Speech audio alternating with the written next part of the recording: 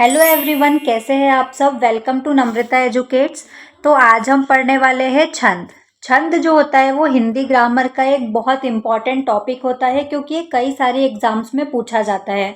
आपका हिंदी साहित्य से अगर यूजीसी नेट या सेट की अगर आप तैयारी कर रहे हो तो वहाँ पर ये इम्पॉर्टेंट है। इसके अलावा TGT, PGT, SSC, NTPC, CTET, MPTET, UPTET और कई सारी स्टेट पीसीएस की मेंस के एग्जाम में भी छंद पूछा जाता है।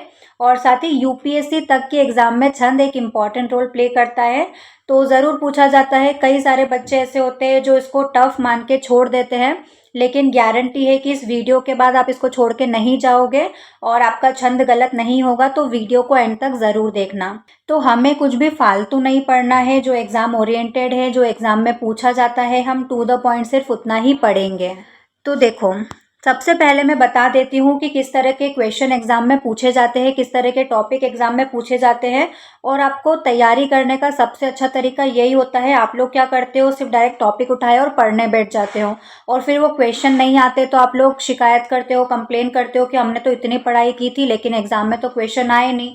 तो देखो, सबसे पहले जो पेपर से उनको एनालाइज करना बहुत ज़रूरी होता है कि उस पर्टिकुलर टॉपिक से किस तरह के क्वेश्चन एग्जाम में पूछे जा रहे हैं। और उन क्वेश्चन के बेसिस पर आप टॉपिक को पढ़ना स्टार्ट करते हो ना, तो आपकी तैयारी और बेहतर हो जाती है। तो हम सबसे पहले यही करने वाले हैं। हम देखते हैं किस तरह के टॉपिक जनरली पूछे जाते हैं एग्जाम में। तो सबसे पहले हम देखेंगे छंद क्या होता है। डेफिनेशन बेस्ड क्वेश्चन देखेंगे। कुछ 2-3 फैक्ट है कि छंद शास्त्र किसने लिखा था, इस तरह के क्वेश्चन, और छंद क्या होता है ये समझेंगे। छंद के अंग पढ़ेंगे। छंद के अंग कितने होते हैं, उसके एलिमेंट्स, उसके पार्ट्स कितने होते हैं और कौन कौन से होते हैं। ज़्यादा डिटेल में हमको नहीं जाना है, लेकिन बेसिक हमको पता होना चाहिए।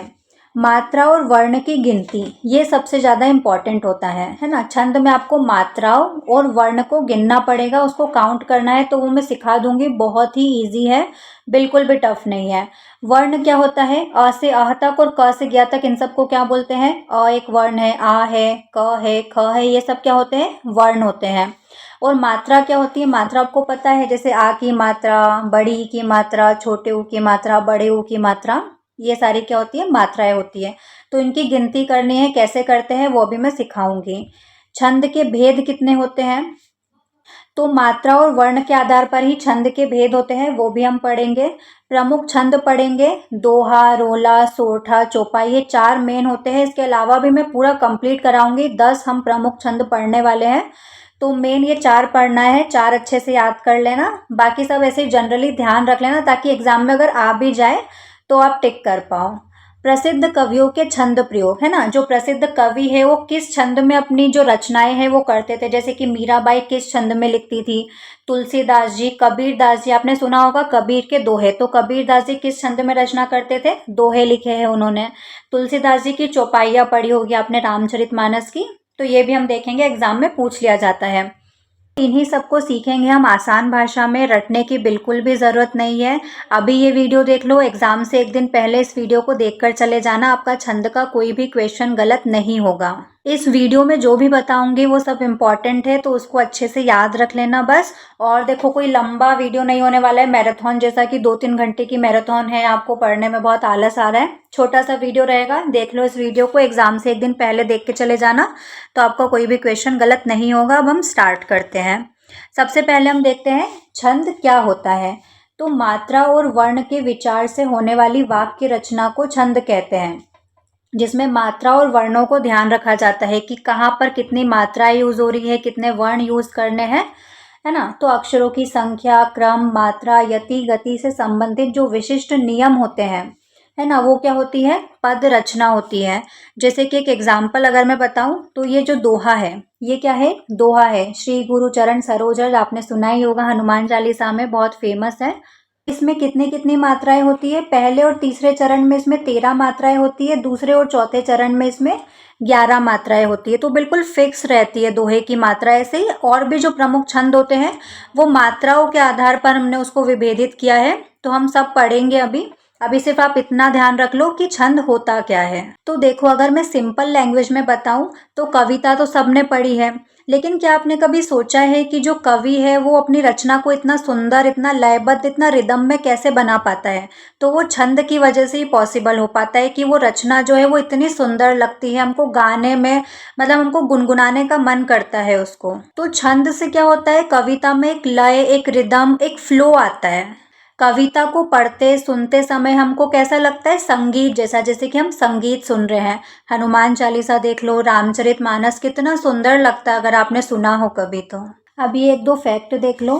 छंद का सर्वप्रथम उल्लेख ऋग्वेद के 10वें मंडल के पुरुष सूक्त में मिलता है ना। थोड़ा सा याद रख लेना कि छंद का सबसे पहले उल्लेख कहाँ हुआ था, तो ऋग्वेद के जो 10वां मंडल है उसके पुरुष सूक्त में हुआ था। छंद शास्त्र की रचना किसने की थी, पिंगल मुनि ने। और छंद शास्त्र पिंगल मुनि ने लिखा था, इसलिए बाद में छंद शास्त्र को क्या बोलने लगे, पिंगल शास्त्र। इतना सा याद रख लेना, कभी पूछ ले तो। अब हम चलते हैं छंद के अंग। छंद के अंग, छंद के पार्ट्स या एलिमेंट्स क्या होते हैं, तो चरण या पद, मात्रा और वर्ण, संख्या और क्रम, गण, यति, गति, तुक। मैं अभी एक एक करके एक्सप्लेन करती हूँ, डिटेल में नहीं जाना है, थोड़ा सा समझ लो कि होता क्या है। यहाँ पर मैंने समझाने के लिए एग्जाम्पल भी लिख दिया है। तो यहाँ पर देखो, सबसे पहला क्या है, चरण या पद। तो देखो ये क्या होता है, ये पहला चरण है कॉमा तक, फिर ये क्या है, दूसरा चरण, ये है तीसरा चरण, और ये चौथा चरण। इसको एक के नीचे एक भी लिख सकते हैं। तो टोटल कितने हैं इसमें, इस दोहे में 4 चरण हैं। तो 1 2 3 4 4 चरण है, और ज़्यादा भी हो सकते हैं, अभी हम आगे पढ़ेंगे अलग अलग छंद में। मात्रा और वर्ण, वर्ण क्या होते हैं, देखो श्र एक वर्ण है, ग एक वर्ण है, र एक वर्ण है, तो क से ज्ञ तक और अ से अह तक वर्ण होते हैं। मात्रा, तो देखो इसमें ई की मात्रा लगी है, इसमें ऊ की मात्रा लग रही है, इसमें ओ की मात्रा है, ई की मात्रा, ऊ की मात्रा, तो ये सारी मात्राएं होती हैं। संख्या और क्रम क्या होता है, तो संख्या पूरी, ये सारी मात्राओं की काउंटिंग करते हैं हम। तो ये कितनी हो गई, 13 संख्या हो गई, तो ये पूरी संख्या। और क्रम कहाँ पर गुरु आएगा, कहाँ पर लघु, अभी मैं बताऊंगी गुरु और लघु क्या होता है। गण क्या होता है, तो देखो गण मतलब ग्रुप, गण मतलब क्या होता है, ग्रुप। तो 3 वर्णों को मिला के क्या बनेगा, एक ग्रुप, जिसको हम गण बोलेंगे। यति क्या होता है, जब हम बोलते टाइम रुकते हैं थोड़ा सा, जैसे यहाँ पर कॉमा देके पॉज आ रहा है, श्री गुरु चरण सरोज रज, रुके थोड़ा सा, पॉज लिया, पॉज मतलब विराम, विराम मतलब यति होता है। निज मन मुकुर सुधारी, फिर यहाँ पर थोड़ा सा पॉज लिया, फिर यहाँ पर कॉमा पर थोड़ा सा पॉज लिया, और फिर यहाँ पर हमने पॉज लिया। तो इस पॉज, इस विराम को क्या बोलते हैं, यति। गति मतलब फ्लो, जो फ्लो आ रहा है बोलने में, एक जो गाने लगते हैं ना, हनुमान चालीसा आपने गाया होगा, कितना अच्छा लगता है, तो वो फ्लो को गति। तुक मतलब जो तुकबंदी होती है, जैसे कि यहाँ पे रज जस आ रहा है, सुधारी चारी, है ना, री री, जो राइमिंग बन रही है ना, वो क्या होता है, तुक, तुकबंदी, लास्ट में सेम आना चाहिए। अब यहाँ पर देखो मात्राओं को कैसे काउंट करते हैं, तो मैं लिख देती हूँ पहले। देखो मैंने यहाँ पर लिख दिया है, लघु और गुरु। लघु का साइन क्या होता है, ऐसा इंग्लिश के आई जैसा, और गुरु का एस जैसा। तो लघु के लिए हम 1 काउंट करते हैं, और गुरु के लिए 2। लघु में क्या क्या आ जाएगा, अ के लिए हम 1 काउंट करेंगे, ई को 1 काउंट करेंगे, ऊ की मात्रा को 1 काउंट करेंगे, और री की मात्रा को 1 काउंट करेंगे। आ, ई, बड़ा ऊ, ए, ऐ, दोनों, ओ और औ, इन दोनों के लिए हम 2 मात्राएं काउंट करेंगे।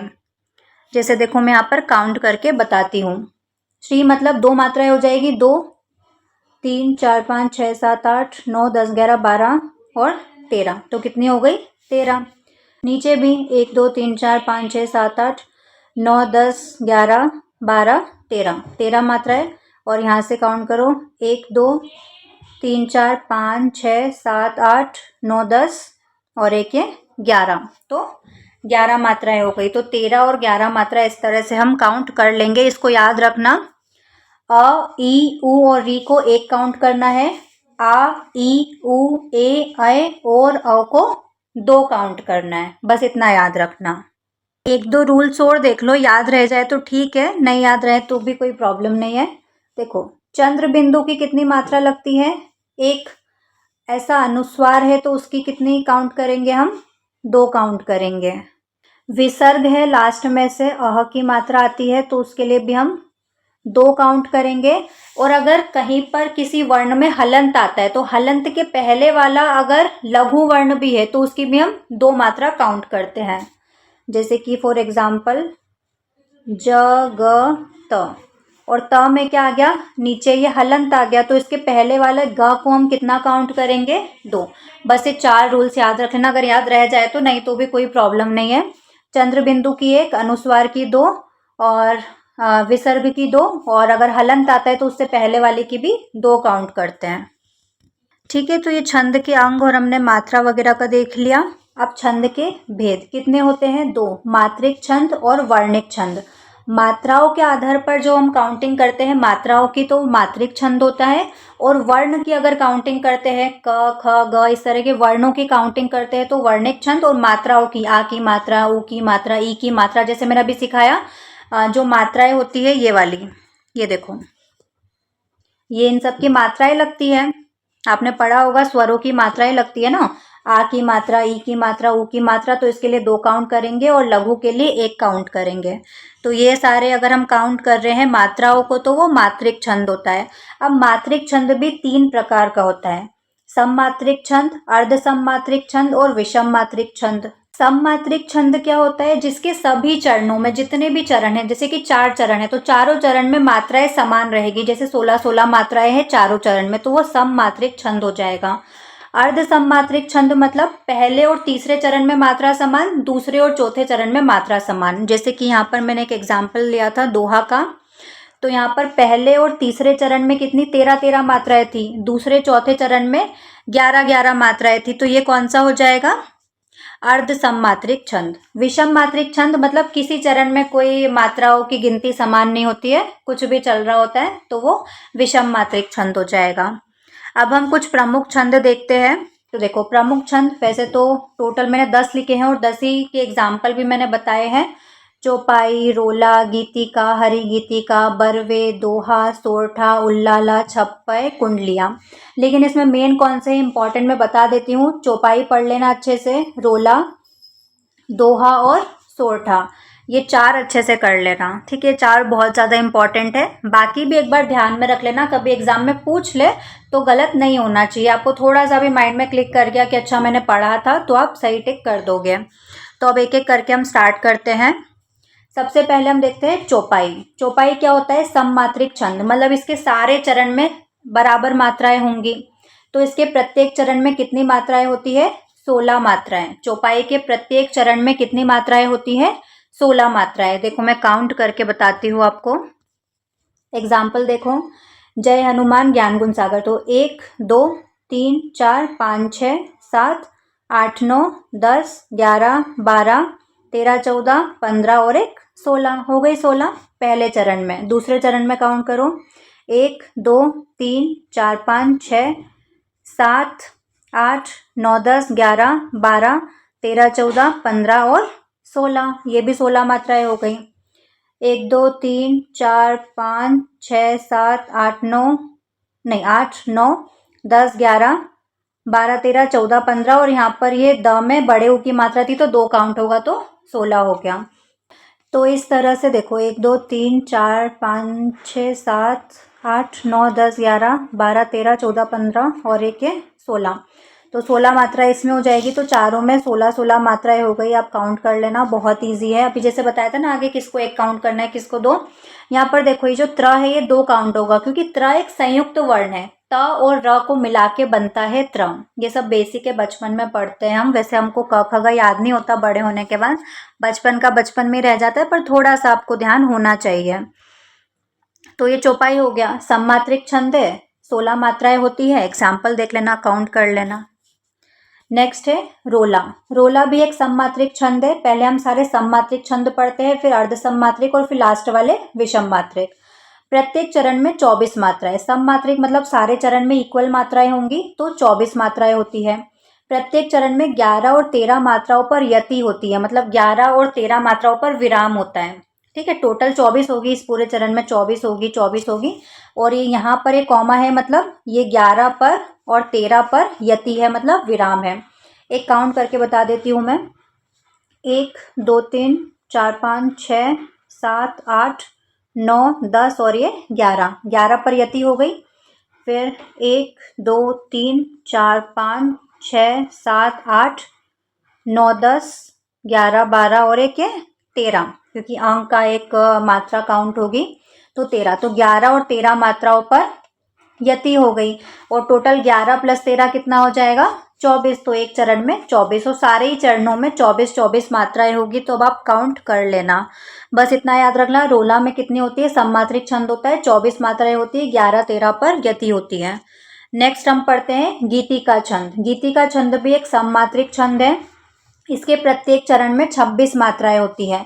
प्रत्येक चरण में 14 और 12 मात्राओं पर यति होती है। मात्राएं काउंट करती हूँ मैं, 1 2 3 4 5 6 7 8 9 10 11 12 13 14 15 16 17 18 19 20 21 22 23 24 और 25 26 हो गई 26। ऐसे ही चारों चरणों में 26 मात्राएं हैं।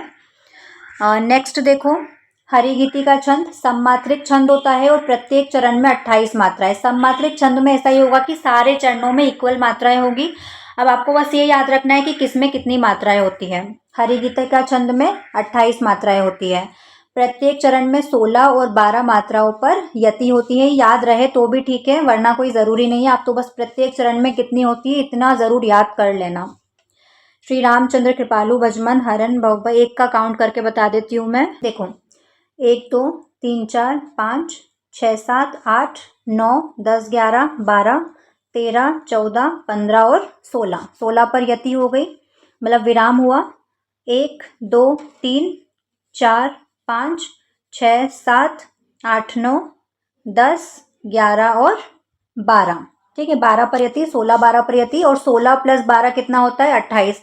तो आप टोटल 28 मात्राएं भी काउंट कर सकते हो कि टोटल इसमें 28 मात्राएं हैं, अगर यति वगैरह का काउंट नहीं करना है तो। बरवे छंद अर्ध सममात्रिक। देखो, हमने सममात्रिक छंद पढ़ लिए, कौन कौन से होते हैं सममात्रिक छंद। 4 हमने सममात्रिक छंद पढ़े हैं, चौपाई, रोला, गीतिका और हरिगीतिका। याद रखना चारों में कितनी कितनी मात्राएं थी, काउंट अप कर ही लोगे। अब हम पढ़ते हैं अर्ध सममात्रिक छंद, जिसमें पहला एग्जाम्पल कौन सा है, बरवे एक अर्ध सममात्रिक छंद होता है। मतलब इसके विषम चरण में 12, विषम मतलब पहला और तीसरा, ये पहले और तीसरे चरण में कितनी मात्राएं होंगी 12 मात्राएं, और सम चरण मतलब दूसरे और ये चौथे चरण में कितनी 7 मात्राएं होंगी। विषम चरण में 12 मात्राएं, सम चरण में 7 मात्राएं। ठीक है, देखो काउंट करो, 1 2 3 4 5 6 7 8 9 10 11 और 12 हो गई। फिर विराम हुआ, यति हुई, 1 2 3 4 5 6 और 7। ठीक है, ऐसे ही यहाँ पर भी काउंट कर लो, 1 2 3 4 5 6 7 8 9 10 11 12 1 2 3 4 5 6 और 7, ये 7 मात्राएं हो गई।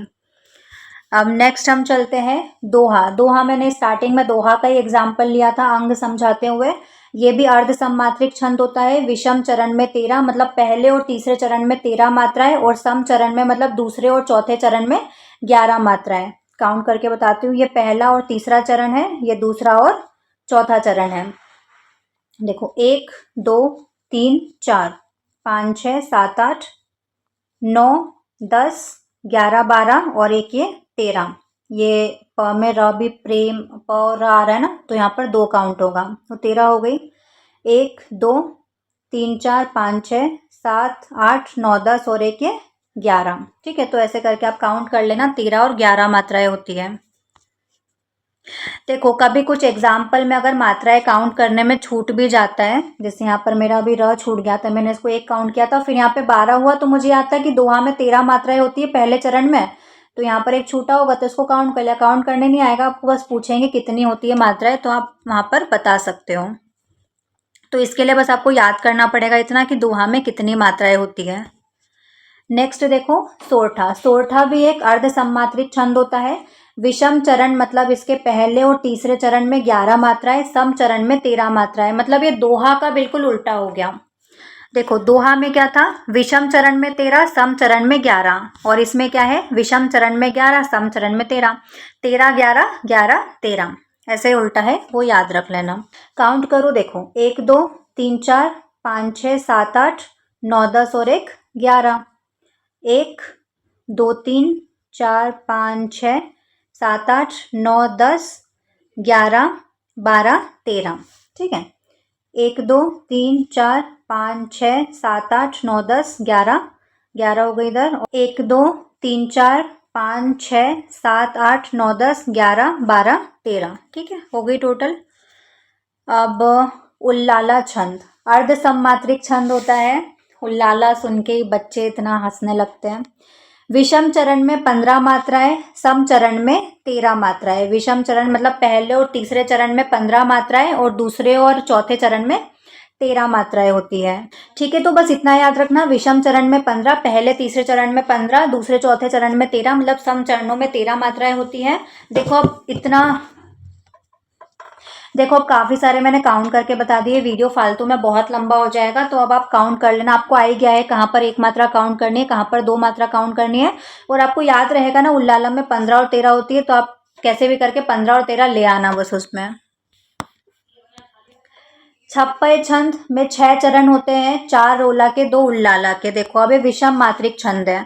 हमने देखो सम मात्रिक छंद कौन कौन से पढ़े थे, वो 4 पढ़े थे। उसके बाद हमने ये पढ़े हैं अर्ध सम्मात्रिक छंद कौन कौन से हैं, बरवे, दोहा, सोरठा और उल्लाला, ये 4 होते हैं अर्ध सम्मात्रिक छंद। 4 सम्मात्रिक छंद, 4 अर्ध सम्मात्रिक छंद, और अब लास्ट के 2 जो हम पढ़ेंगे वो विषम मात्रिक छंद होते हैं। देखो छप्पय जो होता है वो विषम मात्रिक छंद होता है, संयुक्त छंद होता है जो रोला और उल्लाला को मिला के बनता है। तो स्टार्टिंग की जो 4 लाइनें होती है, 4 चरण होते हैं, वो रोला के होते हैं और लास्ट के 2 उल्लाला के होते हैं। रोला उल्लाला की मात्राएं आपको पता ही है, तो वो सेम मात्राएं रहेंगी इसमें।